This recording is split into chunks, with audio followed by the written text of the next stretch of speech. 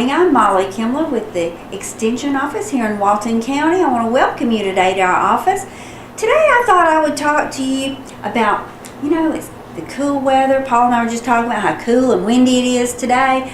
And we never know from one day to the next what the weather's going to be like. This weekend it was pretty. This next weekend it's going to be pretty, but right in the middle of the week it gets cold and it's rainy. But we still have to think about what we're feeding our family. It doesn't matter what the weather is. We have to remember we've got to feed our family and feed them healthy. My husband brought me to work today, and I just asked him. I says, Mike, what is your favorite vegetable? And I kind of knew what it was. He says turnip greens. And that is his favorite vegetable, and they're so rich in so many vitamins that we need every day. But we want to talk about today coloring and making your meals healthy by adding more color to our vegetables and to our plate. I have a lot of fruits and vegetables here today that I just went out and purchased, and I'm going to be cooking them over the next few days and having them for snacks also. Because what we have to remember is whatever we're fixing, we can have lunches and plan wonderful lunches, but we also have to remember we've got snacks we have to remember about also. Thinking about favorite vegetables, I went off with some girlfriends one weekend, and we all had to plan a meal, and so somebody says, I'm making asparagus. And all I could think of is I hate asparagus. But I thought, I can't be ugly. I'm not going to use my awful manners. I'm going to try the asparagus. Do you know now that's one of my favorite vegetables? We grilled them, and I do that at home now. We grill them on the grill, put a little garlic on them, and they are so good. And so, that just because you didn't like something before doesn't mean you won't like it now. Just try it. You cook it a different ways.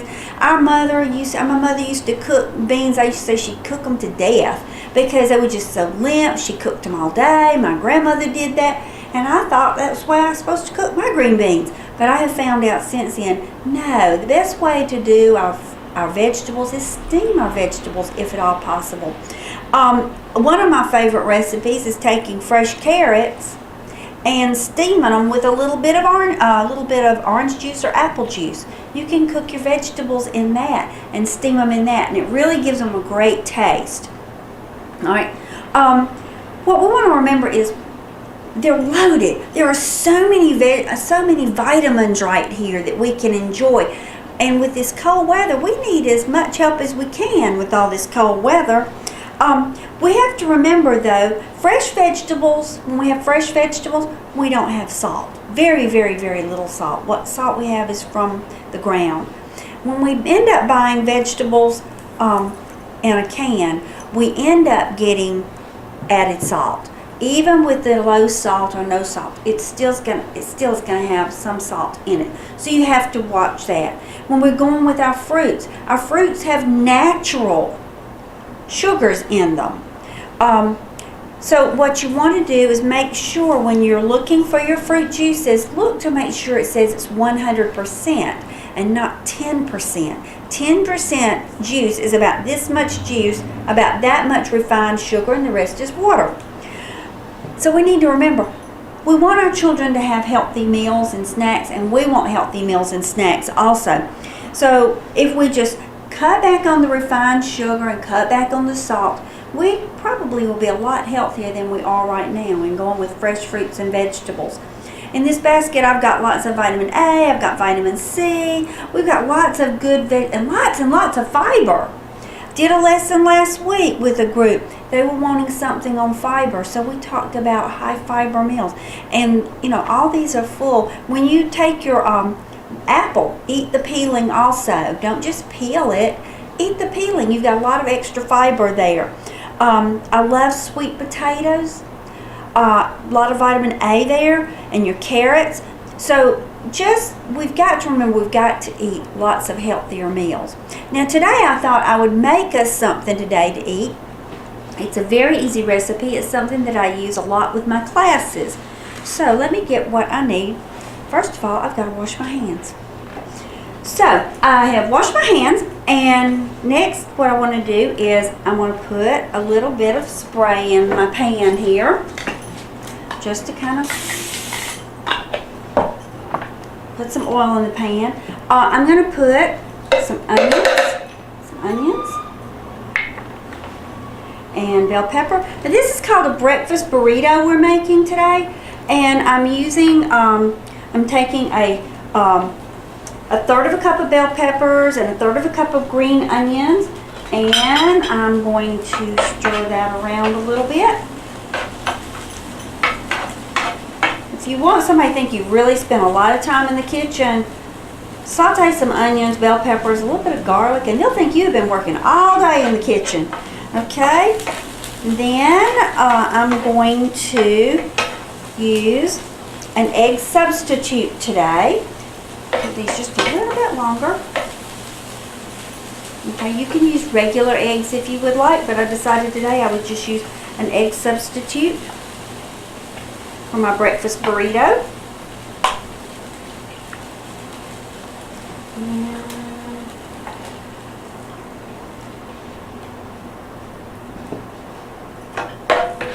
Okay, we're going to cook our eggs now.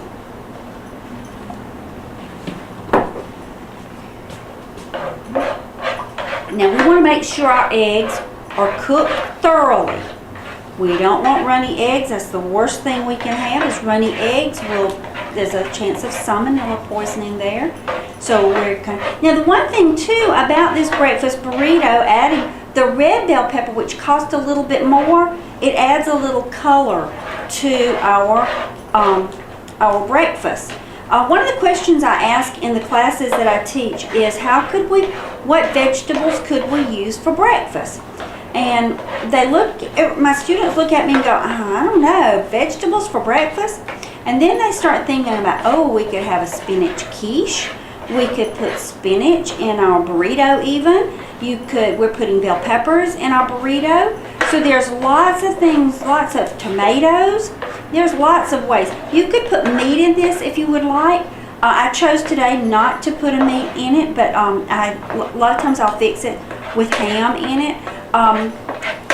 We have just now started using a lot of soy crumbles, so you could use the soy crumbles in this if you would like to.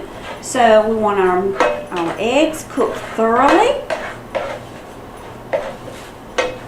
Okay, we want to make sure they're not runny. Okay, now put some flavor. I'm not adding any salt to this. Okay, and now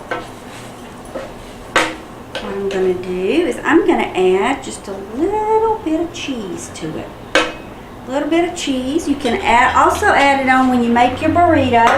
I'm going to I've turned this off. I'm going to let it steam for just a minute. And next we're going to make our sauce. Our sauce is going to have yogurt. We do a lot with yogurt in cooking. Yogurt is much healthier than using sour cream. And I'm putting a little salsa in here.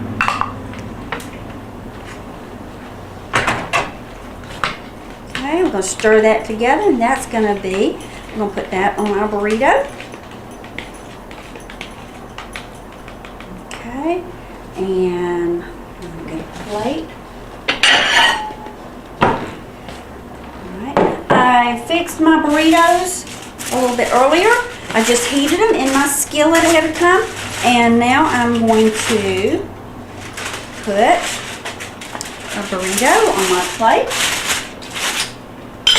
And we're going to add our eggs to this. Now, one of the reasons I was using the liquid eggs is it also says on there there's no cholesterol. So if we're watching our cholesterol like I'm trying to do, we might want to go with the liquid eggs like that. I'm gonna put a little bit more cheese on mine because I love cheese on mine. And I'm gonna put some of my salsa on it and roll it up. Let's see if I can roll it up today. Okay. All right, and there is our breakfast burrito all ready for us to eat. Okay, so now I'm giving you some tips on making sure that we have a healthier healthier breakfast. This is easy to do. Don't even have to have this for breakfast. You can have this for lunch or for dinner one night. We love to do breakfast for dinner at night, breakfast for supper. So there are many ways we can add our vegetables too, things like our eggs. So I want you to go home today and try and make something today healthy for us. Choose some healthy fruits and vegetables, and I want you to have a great day. And if you have any questions, give us a call here at the extension office at 267-1324. That's 770-267-1324, or you can email us. And I think all that information is at the end. So have a great day and eat healthy.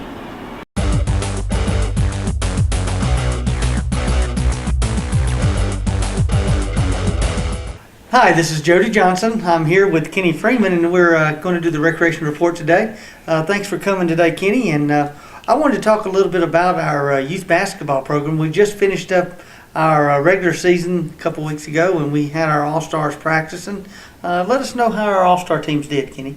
In our 7 to 8 boys, we had the guys to qualify for the state. So, in our 9 to 10 boys, we had the guys to qualify for the state. So this weekend coming up, they'll be representing Walton County for the state championship in basketball. And that'll be March 8th. And where are the 7 8-year-olds traveling to? The 7 8 will be playing in College Park in Atlanta, and the 9 and 10 will be playing in Gwinnett in Beaufort. Well, that's a great job. This is the same couple of the same age groups that just won the football age groups. We've got some great athletes at that age group, it sounds like. We have multiple kids that won the state in football that are on their basketball team as well. So, yeah, we do have some talented kids on that team.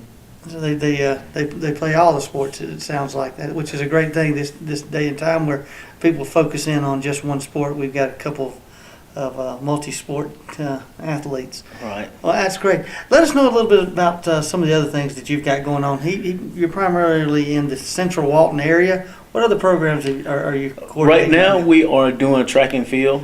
We got like 60 kids out in the program. Our first track meet would be March the 27th, which would be at the old Monroe Area High School. There we'll be taking on Wine and Bear rec department there. The kids are excited. We got a lot of new kids that came out this year, but the program looks strong like it has been in the last 3 or 4 years. So we're looking forward to that. And also we have the adult basketball league that started 3 weeks ago. So we got 6 teams in that league, and that league is growing, so I'm excited about that as well. Yeah, that's great. They play on what days do the adult basketball play? Where do they play? They play on Wednesday and Sundays, and they play at Nowell Gym right beside the library in town. That's great. And so those 60 kids that are running track in our youth program, they run track through the Hershey's program, basically Hershey's Youth Track and Field rules, and they're competing in the Georgia Recreation and Parks Association. Who else will they be competing against? We're in Class A, so we'll be running against a lot of kids from DeKalb. But our local track meet, we got Winder, Athens, we got Rockdale, and Morgan County. And after that, we're going to the district. What type of events? I mean, obviously there's different events for the youth than there are at the high school level. What are some of the differences in the youth track? There's not too much different there. The only thing that we doesn't do is the hurdles. Most of the things that we do is similar to high school. We have the softball throw, the shot put, standing long jump, running long jump. So the hurdles and the some of the high jumps, pole vault, stuff like that. That's the only thing we don't do. So some of the more dangerous sports. I don't think you throw the javelin or some of that stuff. And there's certain ages you shorten the sprints. Exactly. With the 8 and under guys and girls, they don't do the participating in 1600. They do which is a mile. Yeah, and they do the 50 and the 100 and everything else with the 400, 800, but they don't participate in the 1600. And that's great. Most of the people, is my understanding, that they're able to run 2 events and 1 field event, or 2 field events and 1 running event. So everybody gets to somewhat compete in 3 different events at all the track meets. So, and then also 1 relay if they qualify for That's one correct. of the relay teams. That's correct. And is that generally the norm, is that most of them do 3 events and that's what they go? What is the general practice like? I know y'all practice 2 to 3 days a week out at Monroe High School. How do you practice for track besides just running? And we do a lot of condition. It's just not just running. We do a lot of conditioning, which consists of crunches, push-up, what we call pop-up. There's a lot of work go into it, so the kids are, they are excited about doing it.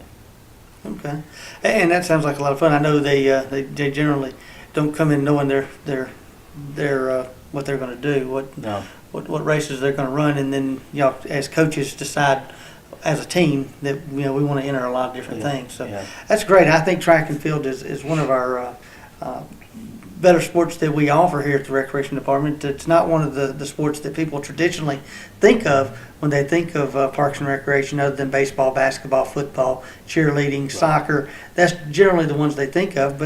But track is a vital part of our department, and 60 kids per track is about what you can handle without going to an alternative site. Which we hope to do eventually, is expand to other locations.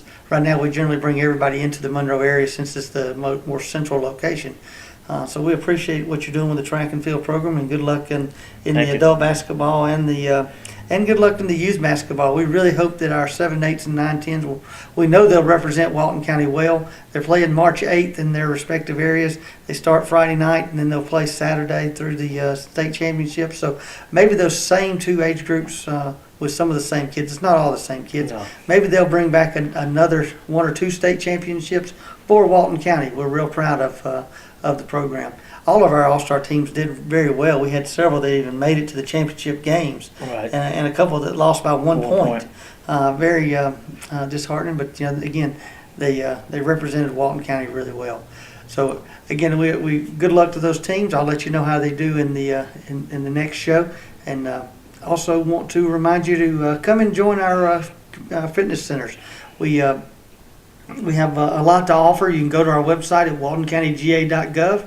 Our baseball and softball season is starting up also on March 8th. So you'll see a lot of people out at the parks this weekend on March 8th with opening day of our local baseball and softball programs at West Walton, at Griswold Park, and that's where generally we'll be playing this weekend. But we also have games at South Walton during the week.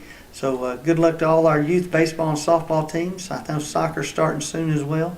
It doesn't feel like spring outside too often, but it's just right around the corner. We do invite you to come out to our climate control areas where we have our walking paths and all of our Nautilus equipment that you can work out on. And if you have any questions, you can always go to our website, and our phone numbers are on there as well at waltoncountyga.gov, and we can answer all your questions. So again, thanks a lot, Kenny, for being here with us, and until next time, thank you very much.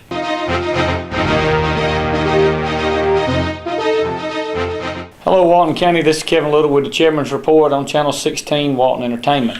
Today I want to talk to you about several things that's going on over the past several months, basically since the start of the new year. I think I've filmed 1 time since then. We've had a couple of snows and almost ice, and really would like to brag on our Public Works Department and as well as our Public Safety, because between both of those major events, Walton County roads remained pretty well safe and able to travel. Our guys worked 24 hours shifts there. They were alternating in and out to make sure they could do that salting and blading roads and keeping them open. And we also would like to thank you, the public, for staying off of those roads. I know on the last snow event here a couple of weeks ago, the first 2.5 days of the event were very few accidents. But then on the last day when everybody started getting out, the accidents tripled because there were still some icy spots and such as that. And so be careful. I know winter's not over. We're in the second week of March, first week of March, and you know, in Georgia we could always have stuff all the way up to Easter. So, but I do want to brag on my public works, public facilities folks, as well as public safety, because they all worked together and coordinated an effort through our 911 center, used it as a central command to where if there was a tree limb down or an icy spot, that way we didn't have 3 emergency vehicles going or a public works vehicle. We had only one going to respond. So that coordination worked really well. Donnie McCullough kind of headed that up along with Chief Moore, and we were really excited about setting up that command center. Many of you probably been up and down Highway 11 and 138, and you saw the new Charlotte Rowell Boulevard. That's been a long time coming. It's supposed to be a late March opening. Early April, they're completing with all the striping and doing all the punch lists there now, and they're in the process of getting a signal at where you get off of I-78 going on to 138. I know there've been some concerns of the S design on where you coming from Chick-fil-A like going toward Athens, but that was what DOT wanted and what they required, and I know a tractor trailer did topple over there earlier this week, but that's posted at 20 miles an hour, and you'll just about have to go 20 miles an hour. And so, but we're glad that project's going to come into being and should be open and be easy travel from the school board and such as that down into the that interchange out where a lot of commerce and a lot of business takes place. So we're excited about what's going on here in the county. We are working a couple of projects right now that could come reality later in the spring and summer. We did lose the water bottling plant, which was, they went to Cartersville, Georgia. It was logistics, really couldn't get them here, although Walmart Distribution did distribute their water. It just was not logistically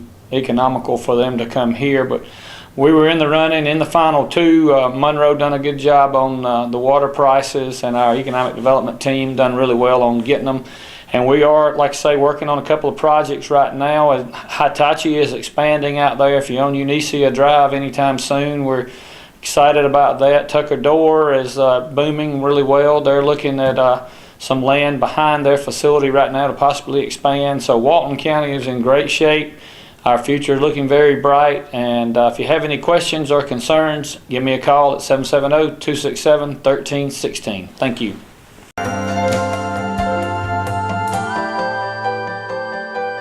Hi there, I'm Emily Russell at Clearview Regional Medical Center. Thank you so much for tuning in and joining us today. We have lots of exciting things going on here at Clearview as usual. Our Senior Extra program is going strong with monthly seminars.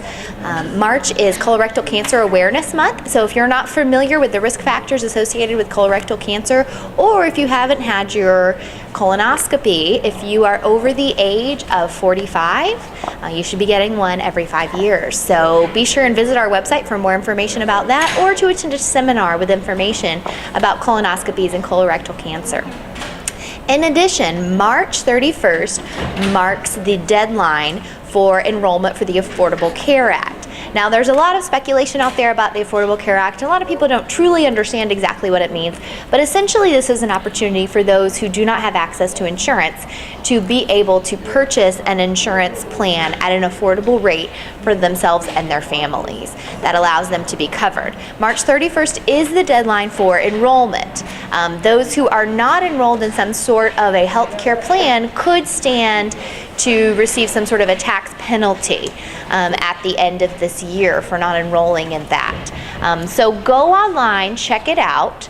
And if you have any questions, you can call us here at the hospital at 770-267-8461. We actually have several certified application counselors on staff that can talk you through some of the plans. We can't actually recommend what you should get, but we can let you know some of the pluses and minuses and what to expect for the effects of that for you and your family. We're happy to walk you through that situation. In addition, we are going to have certified application counselors that are going to be available at the Monroe Walton Library on Spring Street that will be there on Mondays from 11 a.m. until 8 p.m. So feel free, you don't need to set up an appointment. You can just stop by there and see them, ask them any questions. They can walk you through the process and actually get you signed up. Again, the deadline for signing up for that is March 31st. So if you have not done so and you're interested in it, give us a call or visit us while we're at the libraries while we're at the Monroe Walton Library on Mondays. Every Monday in the month of March from 11 a.m. until 8 p.m. We'll be happy to help you with any of that information that we can. In addition, you can always call us here at the hospital and we can help walk you through those things as well. So with the Affordable Care Act, make sure that you are well informed and whether or not you know if your family needs that coverage or not. And get online and do that if you can. If you don't have access to the internet, again, you can call us here at the hospital or visit us on Mondays at the Monroe Walton Library. Lastly, we have a weight loss seminar that is coming up at the end of March on Thursday, March the 20th at 6 p.m. We will have a weight loss resolution success seminar. This seminar is geared around those patients who might be candidates for bariatric surgery, whether that be gastric bypass, the sleeve, the lap band, whatever that might be. We're going to have our subject matter expert, Dr. Chris Ibakunle, that will be here speaking on that topic on that evening. Again, that is Thursday, March the 20th at 6 p.m. here at Clearview Regional Medical Center. If that's something that you're interested in attending, visit our website at clearviewregionalmedicalcenter.com and you can click on classes and programs and sign up for that upcoming seminar. That's a great thing that is offered for our community and that we're able to do right here locally. So just to recap, as always, we have our Senior Extra program that is going on. March is Colorectal Cancer Awareness Month. Make sure that you're going over those risk factors and you know whether or not you are at risk for contracting colorectal cancer. If you haven't had your colonoscopy, be sure and schedule that. We have an upcoming seminar about taking the fear out of colonoscopies with Dr. David Norman. So we hope that you guys will come and attend that with us if you can. You can get the date and information on that from our website. In addition, the Affordable Care Act deadline is coming up, so if you have not signed up, you need to do so before March 31st. That is the very last day. If you have questions about that or aren't exactly sure what health plan would work for you and your family, you can call us here at the hospital or you can visit our certified application counselors that we'll have available at the Monroe Walton Library on Mondays. And then lastly, we have an upcoming bariatric seminar about weight loss on Thursday, March the 20th. So we love being your community hospital. Feel free to reach out to us with any needs that you may have, and we look forward to talking with you soon.